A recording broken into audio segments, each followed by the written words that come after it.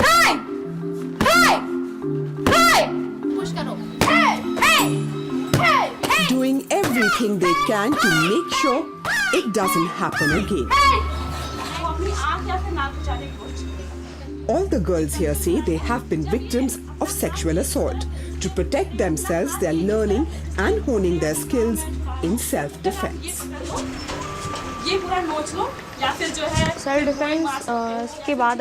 Self-defense gives us strength. We realize our own power.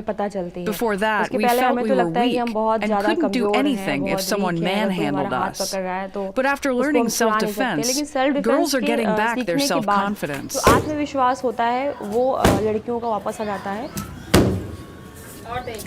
Usha says a colleague tried to rape her in 2010.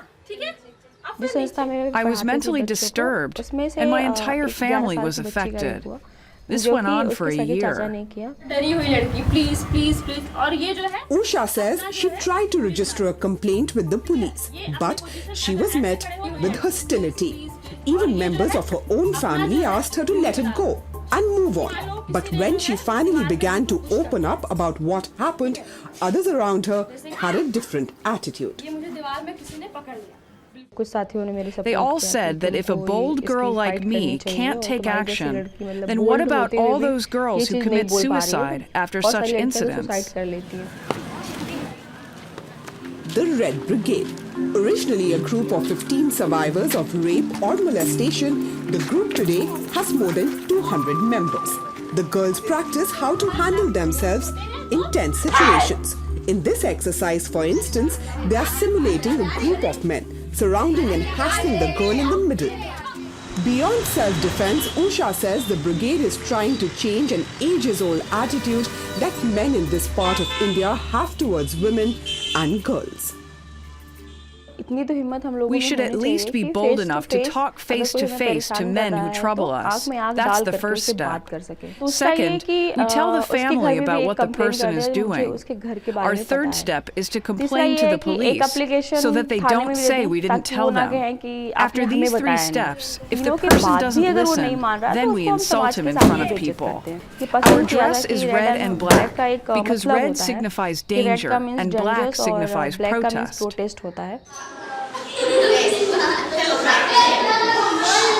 Pooja is 19 and a member of the Red Brigade. She says she's been molested twice, and like so many victims for a long time, she kept quiet. When I started avoiding going to school, my elder sister asked me why I'm not paying attention to my studies. That is when I broke down and told her that my teacher misbehaves with me. That's when we told the school's principal about this.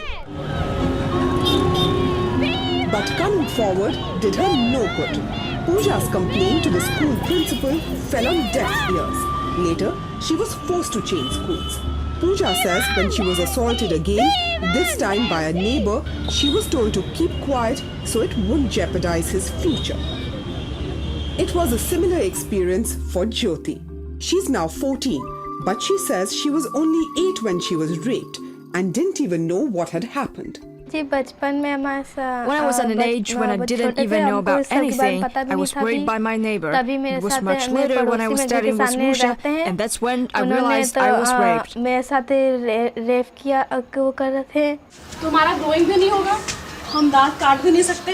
The girls say they couldn't rely on their own families for support because they were molested or sexually assaulted by someone in their families. The girls find strength in knowing they are not alone. Being part of the Red Brigade is no easy task. Uttar Pradesh is a deeply patriarchal society. Men run the show here, and women and girls who want to take lead in any matter often run into resistance within their own families. The Red Brigade has become well known in Lucknow. So much so that sometimes Usha and her girls go without their uniforms, an undercover mission of sorts, to make sure boys and men are behaving themselves at the market. The boys in this area call the brigade the Bell of Danger. Still, there are problems. The men Usha confronts have filed complaints with the police against her. She says she's even had threats against her life. Rape is rampant in India. According to the latest figures of National Crime Records Bureau of India, 92 cases of rape were reported every day, meaning there was a rape reported every 16 minutes. In nearly 95% of the cases, the victims are raped by someone they know.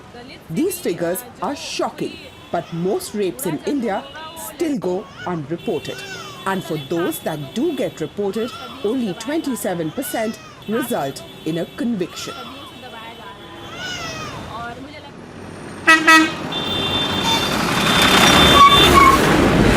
The cases are one of the highest here in Uttar Pradesh, India's largest state with a population of 200 million people. Usha's Red Brigade is making an impact in Lucknow. But another group is helping women beyond its geographical limits. Some 200 kilometers from Lucknow is the small village of Badausa in Uttar Pradesh's Bundelkhand region. Women here are rarely educated and most are married before their 16th birthday.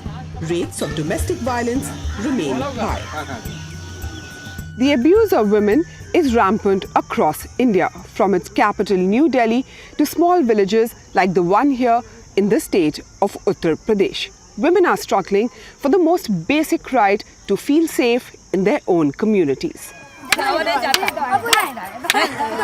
Sampat Pal is working to change that. She's the founder of India's most famous women rights movement, the Gulabi or Pink Gang.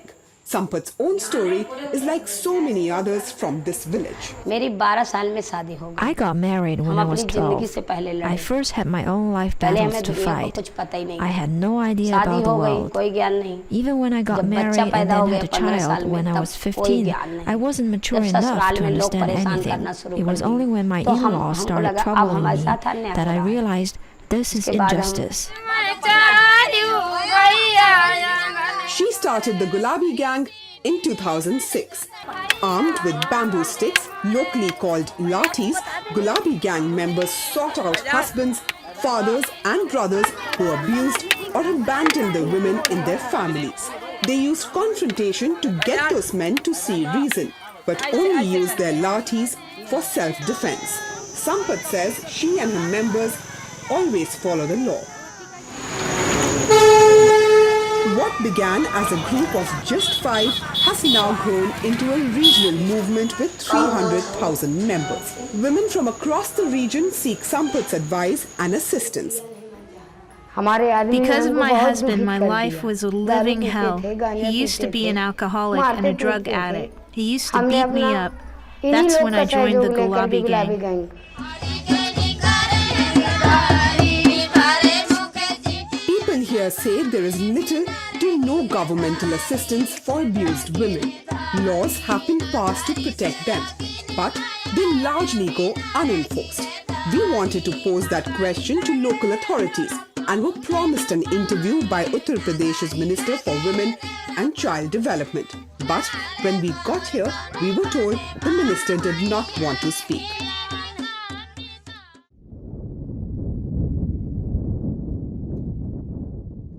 Back in Lucknow, Usha is hoping her Red Brigade will spread to other parts of the country. But this grassroots movement can only succeed with government support. The struggle continues in India to change long-standing attitudes about how men view women. Usha says she's still got a lot of work ahead.